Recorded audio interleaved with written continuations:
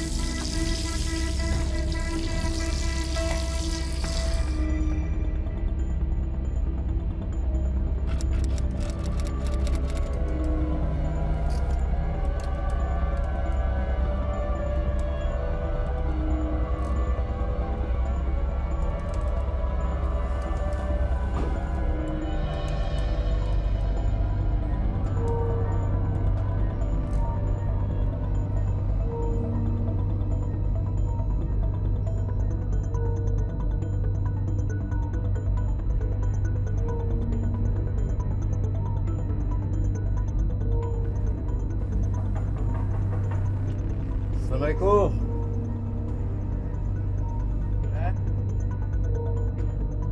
Reni.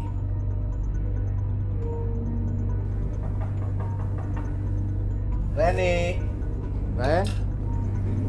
Reni. Reni. Waalaikumsalam.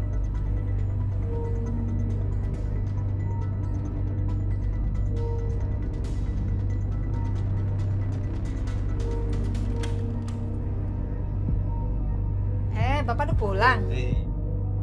Aduh, istri saya cantik amat Apa hari ini. sih, Pak? Siapa dulu dong, istrinya Bapak, Iya. cantik dong. Gimana, Pak? Ayo. Capek ya? Iya dong, capek. Ayo kita masuk yuk. Iya.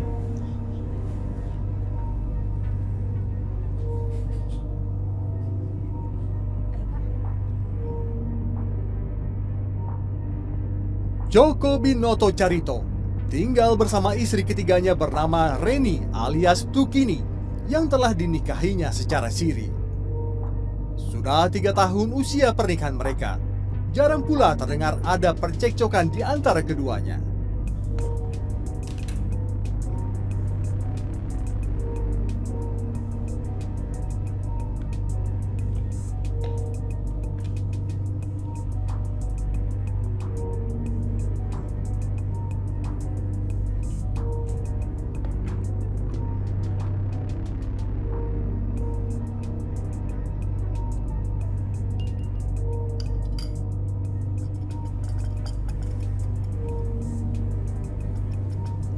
Ini Pak, kopinya. Diminum dulu ya. Oh iya, Bu, makasih. Saya nunggu ya. Ya, coba diminum.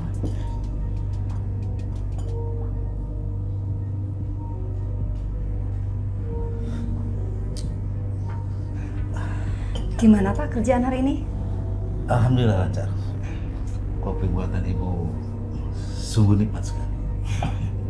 Iya dong. Siapa dulu yang bikin? Iya, pasti. Istrinya Bapak, Bu. Ibu siapin yang lain dulu ya, Pak. Oh iya, Bu.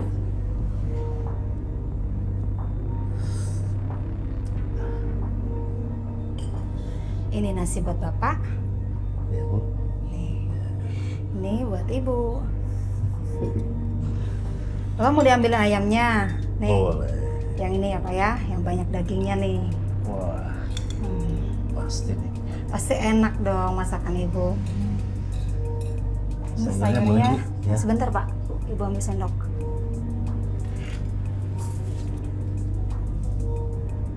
Ini sendok sayurnya. Bapak ambil sendiri atau mau diambil sama Ibu? Bawa sendiri.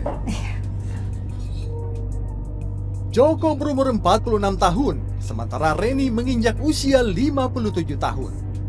Walau terpaut 11 tahun beda usia, hidup mereka harmonis, layaknya pengantin muda saja.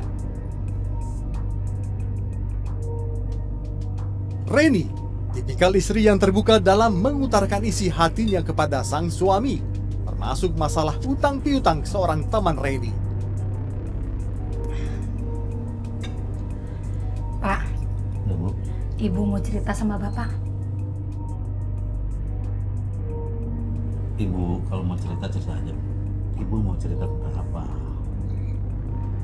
Itu loh Pak, temen Ibu yang namanya Fatur Rahman pinjem duit 250 juta. Sampai sekarang belum dipulang-pulangin Pak. Teman kayak gitu harus ditagih, Bu. Kalau nggak ditagih, nanti dia malah ngelunjak. Memang di mana sih rumahnya si Fatur Rahman itu?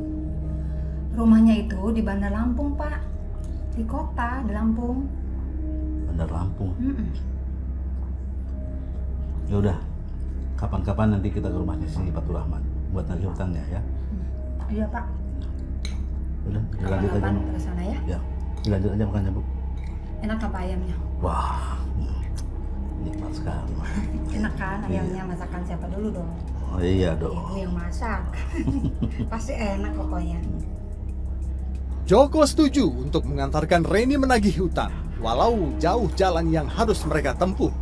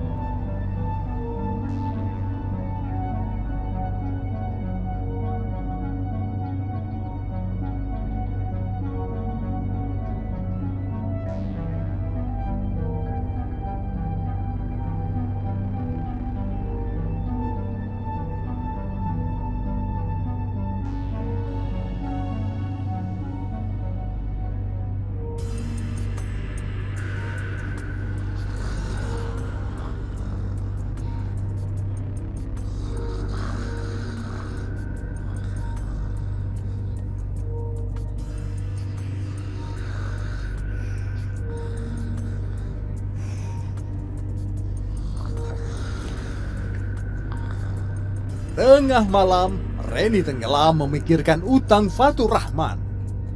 Reni tak sabar, berharap utang Fatur Rahman kepadanya segera dibayar. Pak, bangun Pak. Pak, bangun Pak. Ada apa sih, Bu? Namanya Bapak masih ngantuk ini, Bu. Ibu nggak bisa tidur Pak. Dengkuran Bapak itu kenceng banget. Ibu coba tidur lagi malah nggak bisa Pak. Ayo Pak, bangun bentar aja cepetan Bu. Ayo bangun Pak. Bangun bentar, ayo bangun. Pak, Ibu jadi ingat soal Fatur Rahman itu loh Pak. Gimana kalau kita ke Bandar Lampung sekarang? Apa, Bu? Ke Bandar Lampung? Iya Pak, sekarang. Kenapa nggak besok saja, Bu? Besok kan hari sudah terang. Nggak bisa Pak, sekarang aja. Biar urusannya itu cepat selesai. Kan lumayan uangnya 250 juta loh Pak. Sekarang aja ya.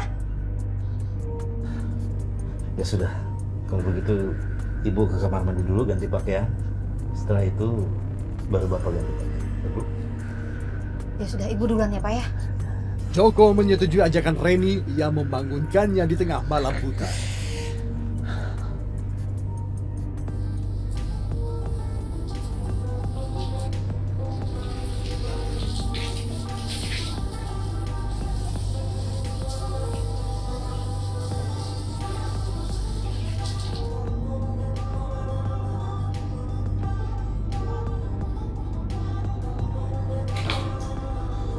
Tak butuh waktu lama bagi Reni bersiap diri untuk pergi. Sementara Joko justru terlelap lagi. Tidur lagi.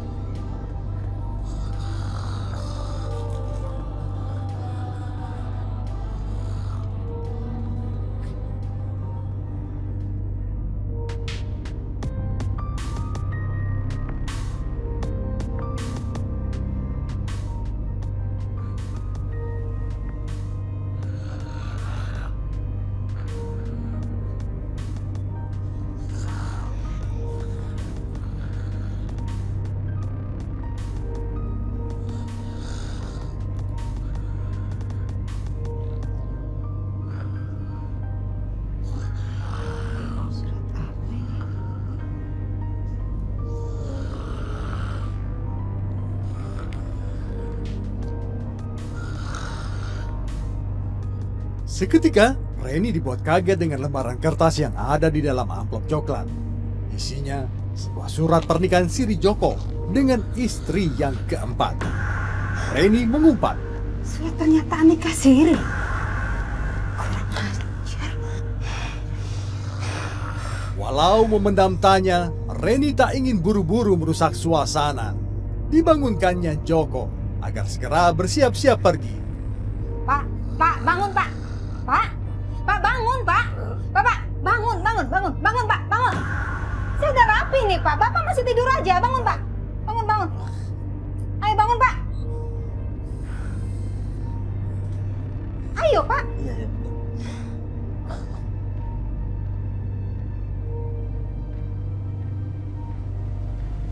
Ayo ke kamar mandi, ayo. Iya, udah.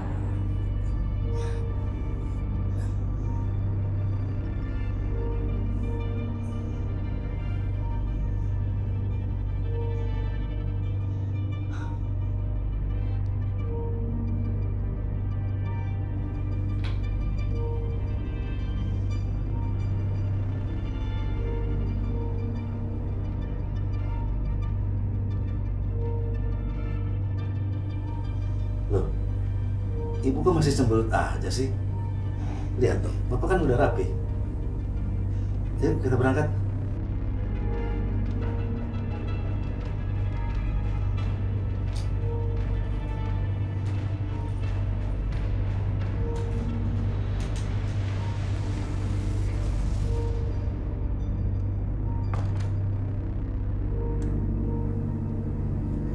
Ayo, Bu.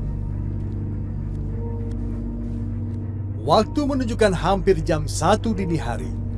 Reni dan Joko bergegas menuju Bandar Lampung demi menagih utangnya pada Fatur Rahman.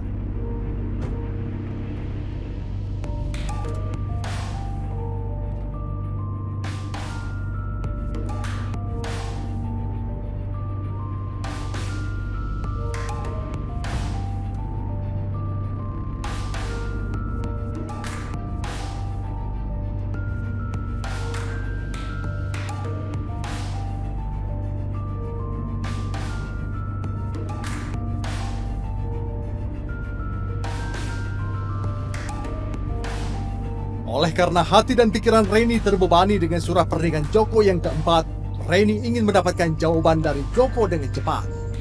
Pak, saya mau nanya sama Bapak.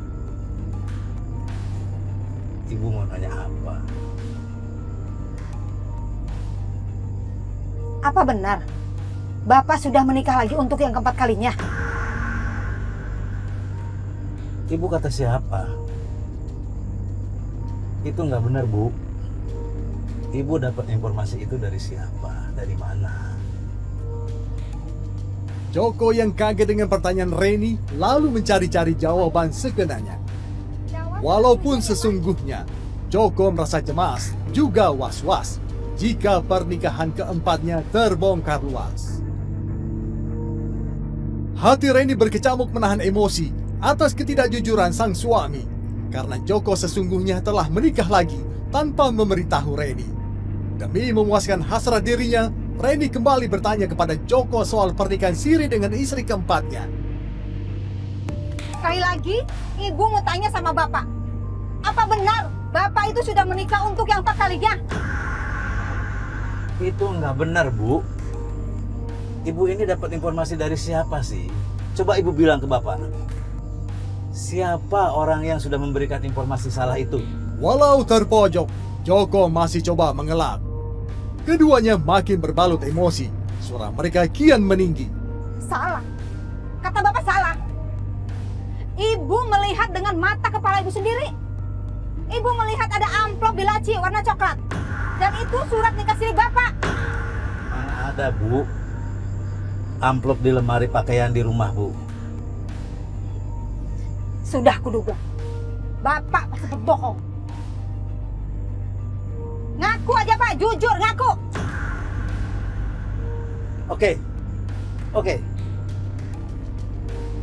Saya jujur. Saya sudah menikah. Joko tak bisa mengelak lagi ketika Reni membeberkan isi di dalam amplop coklat yang ditemukan di dalam lemari. Pasti Bapak itu menikah pakai uang saya kan? Pakai uang saya yang 300 juta itu kan? Iya kan? Enak aja. Saya pakai biaya sendiri. Saya menikah dengan perayaan sederhana. Dasar laki-laki. Saya nggak percaya sama Bapak. Bapak itu pasti bohong. Saya nggak percaya sama Bapak. Ngerti? Reni tidak percaya jika Joko tidak menggunakan uang 300 juta rupiah miliknya. Lalu Reni meminta Joko menceraikan istri keempatnya. Pokoknya Bapak harus ceraikan dia.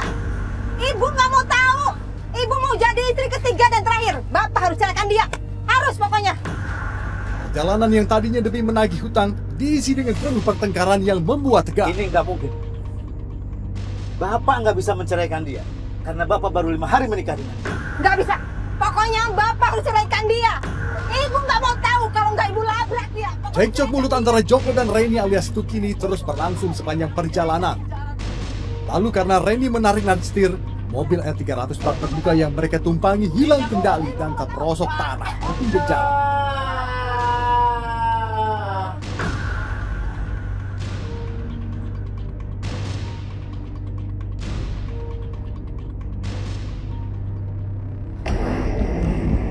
Pokoknya Ibu nggak mau tahu ya Pak.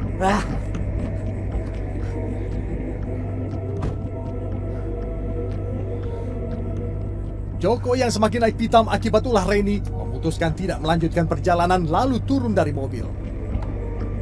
Ini semua gara-gara Ibu. Pokoknya saya nggak mau tahu ya. Bapak harus ceraikan dia. Ibu nggak mau tahu. Ceraikan dia. Nah, sudah. Pusing saya dengarnya. Pokoknya Ibu nggak mau tahu. Bapak harus ceraikan pokoknya. Ah, sudah.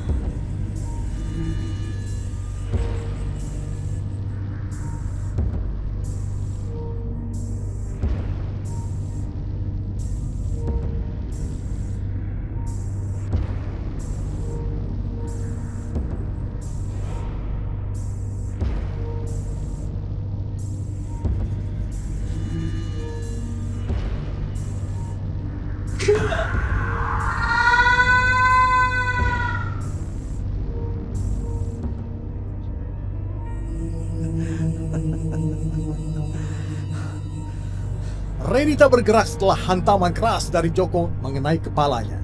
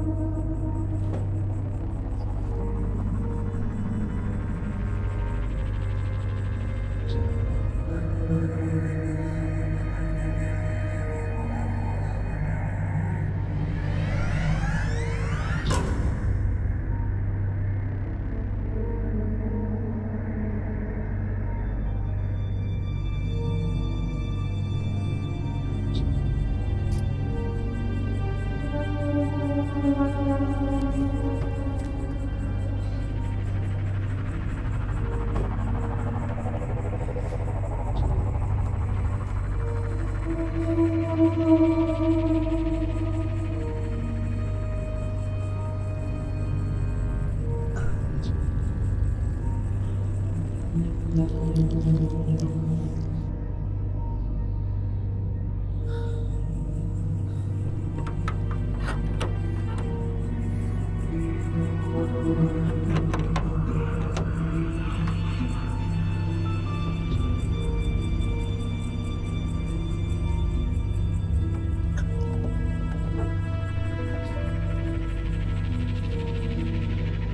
sekali lagi memastikan kematian Reni, istri ketiganya.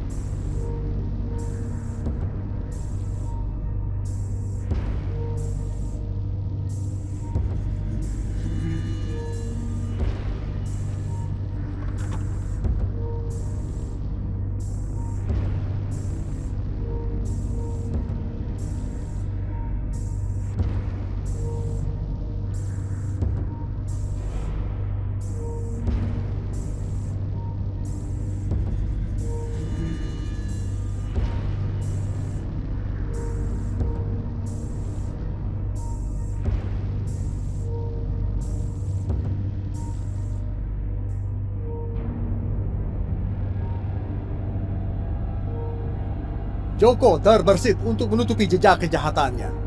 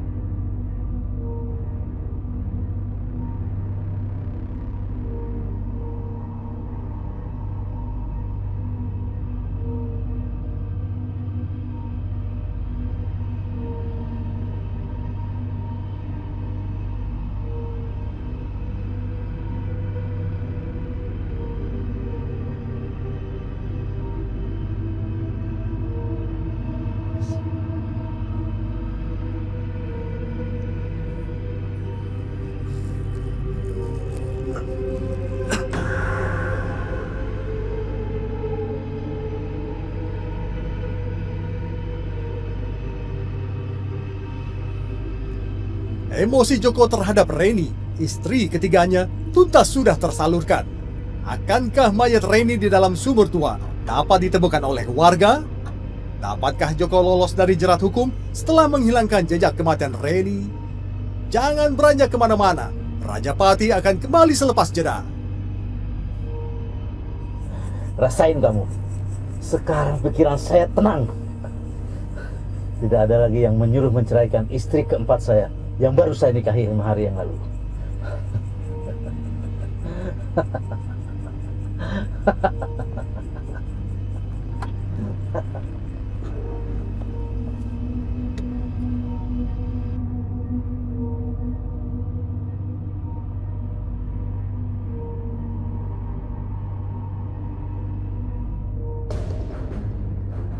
Keberadaan jasad Reni alias Tukini di dalam sumur tua di area bekas perkebunan singkong di Kampung Tanjung Baru, Kecamatan Wai Pengebuan, Kabupaten Lampung Tengah, Lampung, akhirnya ditemukan oleh seorang warga bernama Revi Abdullah pada Senin sore 19 April 2021.